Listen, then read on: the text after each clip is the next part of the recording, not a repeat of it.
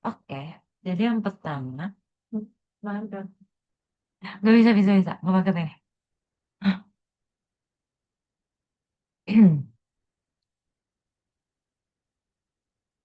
Oke, jadi soal pertama itu ada kita disuruh provided with the following transaction that took place during a recent fiscal year.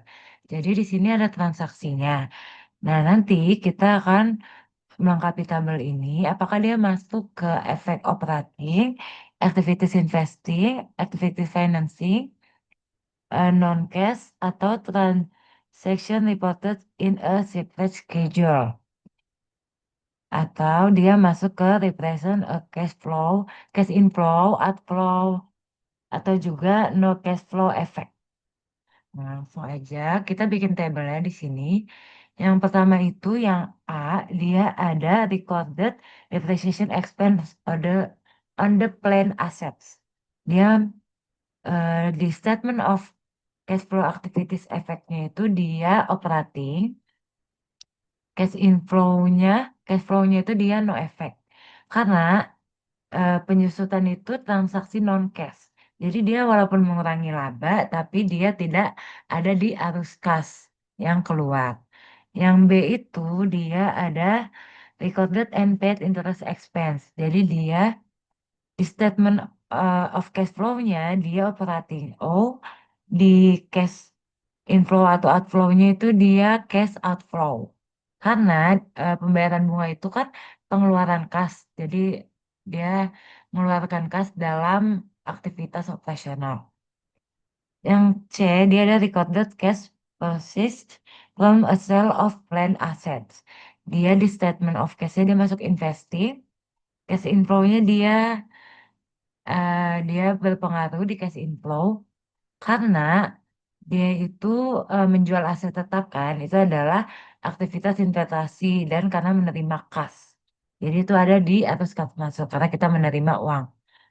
Terus di D-nya itu ada acquired land by using ordinary shares. Jadi dia di statement of cash-nya dia non-cash.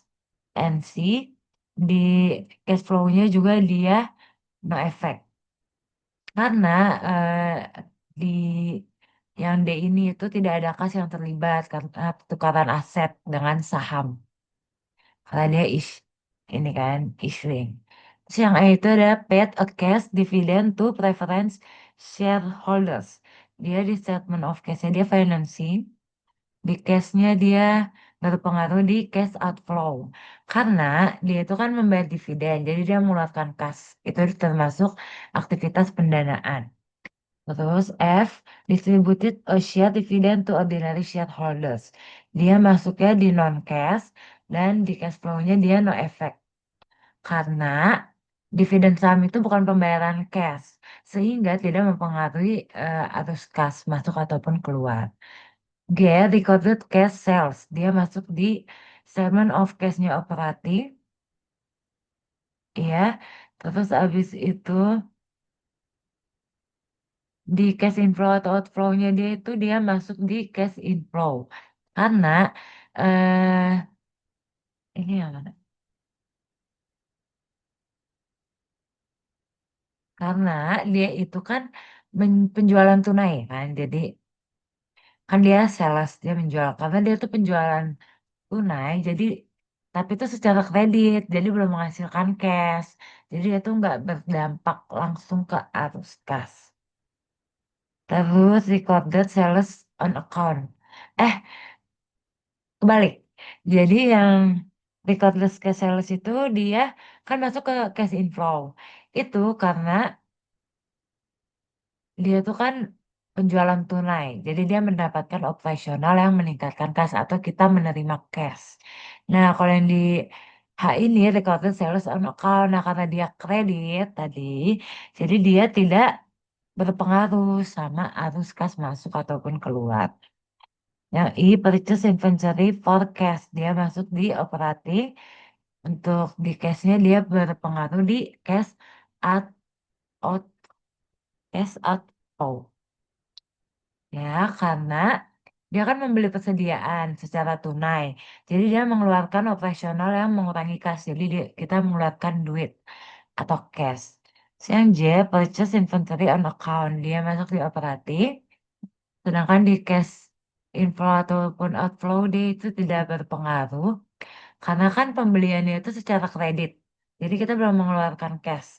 Jadi dia belum belum memengaruhi cash inflow ataupun outflow. Belum. Bukan tidak.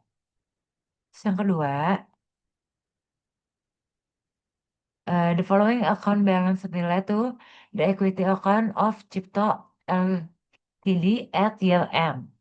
Jadi di sini udah ada year capital ordinary-nya, respectively-nya, share capitalnya, sama return earning.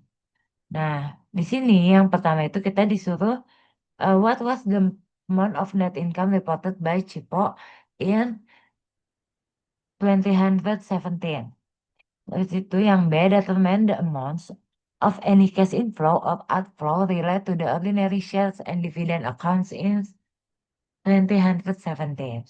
Habis itu yang C, indicate where each of the cash inflow or outflow identifies in B would be classified on the statement cash flow. Yang pertama ini kita lihat diketahuinya. Di, return rekening di tahun 2016 itu kan 250.000 euro. Di tahun 2017 300.000 euro. Kenaikan return rekening yaitu 50.000 euro ya dari 250 ke 300. Terus dividen tunainya itu cash dividennya di sini ada itu senilai 16.000 ya kan ini cash dividen ber 16.000 euro. Nah, dividen sahamnya atau share dividennya itu ada 11.200 euro yang ini. Pertama kita langsung aja bikin berapa jumlah laba bersih Cipto Ltd pada tahun 2017. Nah, kita langsung bikin jurnalnya. Di sini di description-nya itu ada income summary sama retained earning. Nah, total laba bersihnya itu, retained earning-nya itu kita cari dari kenaikan ditambah dividen tunai ditambah dividen saham. Nah, kenaikannya tadi itu kan dari 250 ke 300 itu 50.000 euro. Ditambah tadi dividen cashnya itu ada 16.000 dan share dividennya itu 11.200. Jadi hasilnya 77.200. Langsung aja kita bikin di jurnal income summary di debit dan rekening di kredit senilai 77.200. Yang B, kita disuruh menentukan arus kas masuk atau keluar yang terkait dengan saham dan dividen. Nah, yang pertama ini ada ordinary share capital. Di tahun 2016 itu dia ini ada 130.000 euro, di tahun 2017 155.000 euro. Selanjutnya ada kenaikannya. Nah, kenaikannya itu dari 2016 ke 2017 kita cari aja selisihnya itu senilai 25.000 euro. Sengaja kita lihat di sini cash inflow-nya. Kas masuknya itu di cash di debit itu ada 13.800. Ordinary share capitalnya di kredit itu ada 13.800. Itu dari mana? Itu kita cari aja dari selisih kenaikan saham biasa yaitu tadi kan ada 25.000 dikurangi sama saham dividen. Nah, saham dividennya itu kan tadi 11.200. Jadi hasilnya 13.800. Terus habis itu return earningnya 16.000, dividen payable-nya 16.000. Itu ada ya tadi di atas ini dividen tunainya. Terus habis itu ada cash outflows atau saat dibayar.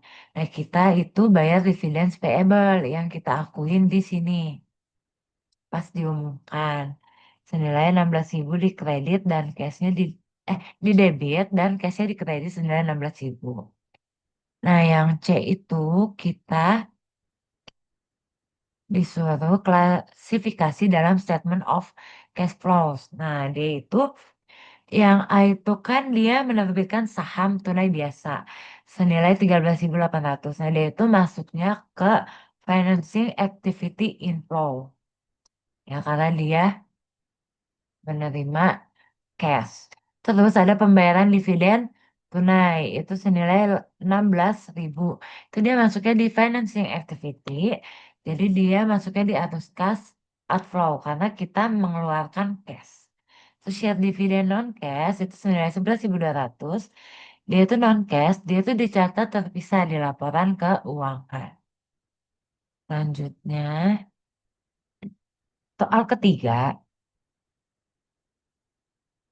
itu di sini kita dikasih cost of goods sold.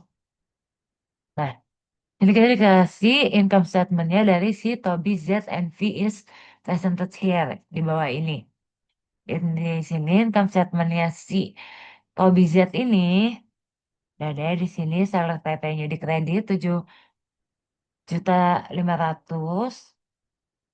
Cost of goods sold-nya ada beginning inventory 1.900.000, purchase 4.400.000, good available for sale-nya jadi totalnya itu ada 6.300.000. Nah, ending inventory-nya itu ada 1.400.000.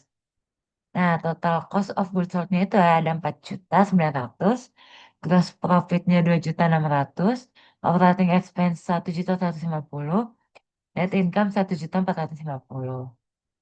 Nah, di sini kita dikasih additional information-nya. Di situ ada account receivable interest senilai 200.000 euro.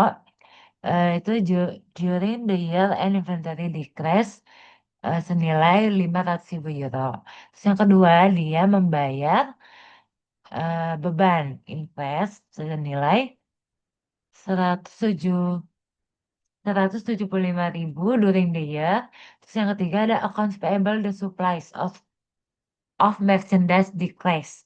Itu senilai 340.000 euro during the year. Yang keempat dia accrued expense payable decrease 105.000 during the year. Terus yang kelima dia ada operating expense. Itu udah include depreciation expense senilai 85.000 euro. Wajah yang pertama kita disuruh bikin the operating activity section of the statement of cash flow for the year ended November 30, 2017. Untuk si perusahaan Tobing ini menggunakan metode indirect. Nah, di sini ada instruksi lagi. Jadi kita prepare the operating activity section of the statement of cash flow using the direct method. Jadi ada yang jadi si P133A ini kita disuruh bikin prepare operating activity-nya tapi pakai indirect method. Sedangkan di P134A kita bikinnya menggunakan direct method atau secara tidak langsung dan langsung. Nah, ini yang pertama langsung aja saya bikin instruction. Kita bikin operating activity section of the statement of cash flows for the year ended di 30 November 2017. Perusahaan Toby Z ini menggunakan metode indirect. Pertama itu ada cash flow indirect method. Net income-nya. Jadi kita harus meng-adjustment adjustment to reconcile net income to net cash. Jadi kita harus adjust dulu. Net income-nya itu kan tadi ada 1.450.000 euro. Nah, sekarang yang kita adjust itu ada depreciation expense-nya senilai 85.000 euro di debit. Terus increase in accounts receivable. Dia itu dikredit senilai 200.000. Ini kita menggunakan ini. Terus habis itu ada decrease in inventory itu senilai 500.000 euro di debit. Terus increase in prepaid expense. Kita membayar beban kan. Itu senilai 175.000 euro di kredit. Terus decrease in accounts payable. Kita bayar accounts payable kita senilai 340.000 euro di kredit. Terus decrease in accrued expense payable. Itu ada 150.000 euro di kredit. Nah, kita totalkan semua ini. Jadi hasilnya 235.000 euro. Tapi dia eh, kredit normal balance-nya. Bukan normal balance-nya. Dia ada di keadaan kredit. Jadi langsung aja kita, karena ini debit, ini kredit, jadi kita kurangi nih si net income ini sama si hasil dari adjustment tadi. Jadi hasilnya ada di not cash provided by operating activities itu ada 1.215.000 euro in debit. Terus yang 13.4a ini kita bikin operating activity section of the statement of cash flow using the direct method. Jadi kalau ini tuh kita kayak satu-satu gitu ngitungnya. Nah, yang pertama itu ada cash reserve for from customer. Jadi ini adalah uang cash yang kita dapat dari customer kita. Yang pertama itu ada sales revenue. Dia senilai 7.500.000 euro. Terus yang kedua, increase in account receivable. Itu ada 200.000 euro. Jadi kita langsung kurangin. Jadi hasilnya 7.300.000 euro. Nah, yang kedua ada case paid for operating expense. Jadi itu kita membayar expense kita. Pertama itu ada operating expense, ada 1.150.000 euro. Terus ada depreciation 85.000 euro. Terus ada invest in prepaid senilai 175.000 euro. Terus increase in accurate expense itu ada 105.000 euro. Langsung aja kita hasilin di sini itu ada senilai 1.345.000 euro. Oke. Terus selanjutnya di sini ada cash paid to supplier. COGS-nya itu tadi ada 4.900.000. Terus increase in inventory-nya 500.000 euro. Increase in account payable-nya 340.000. Terus langsung kita ini jumlahin jadi senilai 4.740.000 euro. Langsung kita bikin jurnalnya. Di sini ada cash flow direct method, description, dan ada amount-nya. Jadi cash received from customer itu ada 7.300.000 euro. Cash paid to suppliers itu ada 4.740.000 euro. Terus cash paid for operating expense ada 1.345.000 euro. Sama net cash from operating activities itu ada 1.215.000 euro. Kita lanjut ke soal keempat. Hmm. Di sini tuh ada income statement dari perusahaan Ratigan Place. Ini income statementnya itu ada di ending 31 Desember 2017. Dia ada service revenue, operating expense, excluding depreciation, berarti dia belum termasuk depreciation-nya. So, the depreciation expense, loss on disposal of plants asset, income before income tax expense, dan net income. Di sini ada financial position-nya. Contained the comparative data at 31 Desember. Terus habis itu di sini ada account receivable, accounts payable, income tax payable. Nah, di sini instructions-nya itu kita disuruh membuat operating activity section of the statement of cash flow using the indirect method. Jadi kita menggunakan metode indirect. Langsung aja kita bikin jurnalnya. Perhatikan plus statement of cash flow indirect method for the year ended Desember 31, 2017. Kita menggunakan indirect method. Yang pertama itu ada net income, yaitu senilai 226.000 euro. Terus di sini kita harus mengadjust atau menyesuaikan. Ya. Kita adjustment, yang pertama itu yang kita adjust itu ada depreciation expense senilai 55.000 euro. Terus ada loss on disposal of plant asset senilai 25.000 euro. Ada increase in account receivable, ada 15.000 euro di kredit. Terus ada interest accounts payable, ada 14.000 euro. Terus ada interest income tax payable, 6.000 euro dan net cash provided by operating activities itu kita jumlahin itu ada senilai 311.000 euro. Kenapa sih si ini bisa minus?